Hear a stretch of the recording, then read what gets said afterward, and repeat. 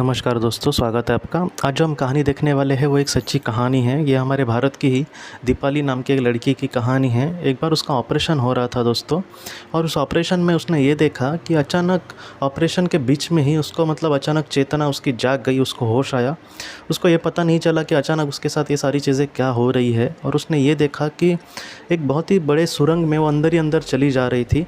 जिन लोगों ने near death experience का बहुत ज़्यादा अनुभव किया है, जिन लोगों ने अनुभव किया है उनको ऐसे सुरंग के बारे में बहुत लोगों ने केसेस के बारे में बताया है। मैं इसलिए कह रहा हूँ क्योंकि बहुत सारे केसेस में मैंने आपको कहा है, तो किसी को ये ना लगे कि मैं पहले ही किसी बात को ये फिर से दोहरा रहा हूँ। अगर आप डॉक्टर रेमंड मूडी जी की किताब लाइफ आफ्टर डेथ या अगर पढ़ेंगे तो लाइफ आफ्टर लाइफ या अगर आप पढ़ेंगे तो आपको पता चलेगा, उसमें बहुत सारे लोगों ने ऐसे वर्णन किए हैं और बहुत सारे केसेस में ऐसा देखा गया है। तो दीपाली ने भी वैसा ही देखा और वो उस सुरंग में अंदर ही अंदर जा रही थी। दीपाली ये कहती है कि उसका जो स्पीड था वो बहुत ही ज़्यादा था उस वक्त, और उसके वो अंदर ही अंदर जा रही थी। तब उसके मन में बार बार सवाल आ रहा है कि आखिर उसके साथ ये क्या हो रहा है, आखिर उसके साथ ये क्या हो रहा है। तब उसने ये देखा कि उसके सामने एक बहुत ही बड़ी सोल आई, और वो जो सोल थी दोस्तों, उसने दीपाली को देखकर एक स्माइल की। वो हंसी दीपाली को देखकर। दीपाली ये कहती है कि उसको देखकर उसको बहुत ही अच्छा लगा। उसको ये लगा कि ये सारी चीज़ें जानती है ये सोल जो मेरे सामने है, वो आत्मा, पवित्र आत्मा, और वो सारी चीज़ें मुझसे कहेगी। तब दीपाली ने उससे ये कहा कि मेरे साथ ये सारी चीज़ें क्या हो रही है। तब उस आत्मा ने ये कहा कि तुम्हारे साथ ये जो सारी चीज़ें हो रही है, ये इंसान के साथ कभी कभी मौत के बाद होती है। ऐसे ही उसके साथ होगा, हमेशा ऐसा नहीं है। अलग अलग कुछ अनुभव होते हैं, लेकिन ऐसा भी बहुत लोगों के साथ होता है। तो दीपाली ये कहती है कि उसको उस वक्त डर लगना चाहिए था, लेकिन वो डरी नहीं। उसके मन में कुछ ऐसे भाव आए दीपाली के, और उसने वो कहा भी कि मेरे 2 बच्चे हैं छोटे छोटे, तो मुझे बहुत बुरा लग रहा है ऐसे वक्त में इस दुनिया से जाने के लिए। तो उस इंसान ने ये कहा कि तुम्हारा अब तक वक्त नहीं है कि तुम इस दुनिया से चली जाओ, लेकिन जब फिर भी तुम इस दुनिया में सिर्फ देख रही हो, कुछ वक्त के लिए तुम यहाँ पर हो, लेकिन तुम्हें फिर से पृथ्वी पर जाना होगा।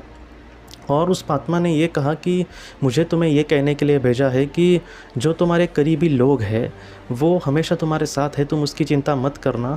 हमारी जो दुनिया है, आत्मलोक की जो दुनिया है हमारी, उन्होंने कहा है कि उनकी जो दुनिया है, जो इस दुनिया से चले गए हैं, उनकी जो दुनिया है, उस दुनिया में तुम्हारे जो अपने हैं वो हमेशा महफूज है हमारे साथ, तुम उनकी चिंता मत करना।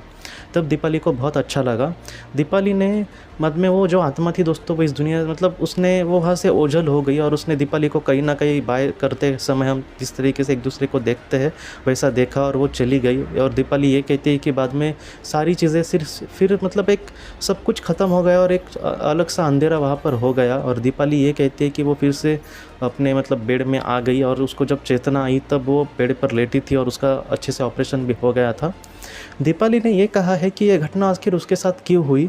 तो दीपाली ये कहती है कि तकरीबन 5-6 साल पहले उसके माँ, उसके पिताजी और उसका भाई, ये तीनों कार से जा रहे थे और उनका बहुत बड़ा एक्सीडेंट हुआ था उस वक्त, और वो तीनों इस दुनिया से दोस्तों चले गए थे। और इसको हमेशा लगता था कि कहीं ना कहीं इसका फैमिली ही, इसकी माँ की जो उसकी जो फैमिली थी खुद की, वो कहीं ना कहीं पूरी ख़त्म हो गई अचानक एक झटके में। कितना बड़ा उसको शॉक लगा होगा उस वक्त। तो इस वजह से वो ये कह रही थी कि कहीं ना कहीं इस वजह से ये सारी घटना मेरे साथ हुई होगी। कहीं ना कहीं मेरे माता पिता चाहते होंगे कि मुझ तक ये संदेश पहुँचे कि उस दुनिया में वो खुश है। कहीं ना कहीं आज वो इन सारी चीज़ों को देखकर समझती है कि ईश्वर का भी उस पर ध्यान है, क्योंकि उस आत्मा ने खुद ने कहा था कि तुम्हारे लिए मुझे भेजा गया है। और उस दुनिया को उसने ऐसे अनुभव किया जैसे कि हमारे बहुत ही अच्छे लोग, जैसे आप समझ सकते हैं कि स्कूल के बहुत अच्छे टीचर जो हमें बहुत ही समझा कर कहेंगे, हमारे गाल पर हाथ रखेंगे प्यार से, बहुत ही समझा कर कहेंगे, और हमें बहुत प्यार से ये सारी चीज़ें कहेंगे जब हम छोटे थे। तब ऐसे अगर कोई शिक्षक हमारे सामने आकर हमें बहुत ही अच्छे से समझाने की कोशिश करता है, तो हम जितने अच्छे से सीखेंगे, जितने अच्छे से एक अच्छा इंसान बनने की कोशिश करेंगे। तो वैसा ही दीपाली के साथ कुछ हुआ, और उसने यही कहा कि मैं उस कुछ पलों में मैंने ज़िंदगी का सार सीखा। और उसने यही कहा है दोस्तों कि जितना हो सके हमें दुनिया में एक निस्वार्थ तरीके से अगर हम दूसरों को प्यार करें, दूसरे के लिए कुछ अच्छा करने की कोशिश करें, तो इसका जो महत्व है दोस्तों वो बहुत ही बड़ा होता है। तो आज के इस भाग को लेकर अगर आपके कोई भी सवाल हो दोस्तों तो आप ज़रूर पूछें, जितना हो सके मैं उसका आपको जवाब देने की कोशिश करूँगा। हम अपनी अगली वीडियो में मिलते हैं। आप अपना, अपने परिवार का ख्याल रखना। आपका बहुत बहुत धन्यवाद। ज़िंदगी की रोशनी ये संस्था ऐसे लोगों के लिए काम करती है जिन्होंने किसी अपने को खोया है या फिर जो लोग अपनी ज़िंदगी में बहुत ही ज़्यादा दुखी है। जो लोग इस संस्था से जुड़ते हैं उनको तकरीबन 50 किताबें भेजी जाएगी उनके व्हाट्सएप पर या फिर ईमेल पर। ये किताबें आत्मलोक या फिर मौत के बाद हमारे साथ क्या होता है इन सारी चीज़ों की आपको पूरी तरह से जानकारी देगी। और इसके साथ साथ आपको एक पास्ट लाइफ रिग्रेशन थेरेपी की ऑडियो भी भेजी जाएगी।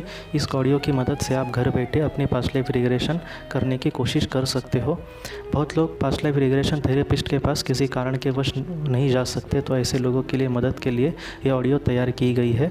तो आप ज़रूर इस संस्था से जुड़े। इस संस्था से जुड़ने के लिए सामने जो व्हाट्सएप का नंबर दिया है आप कृपया उस पर संपर्क करें। आपका बहुत बहुत शुक्रिया।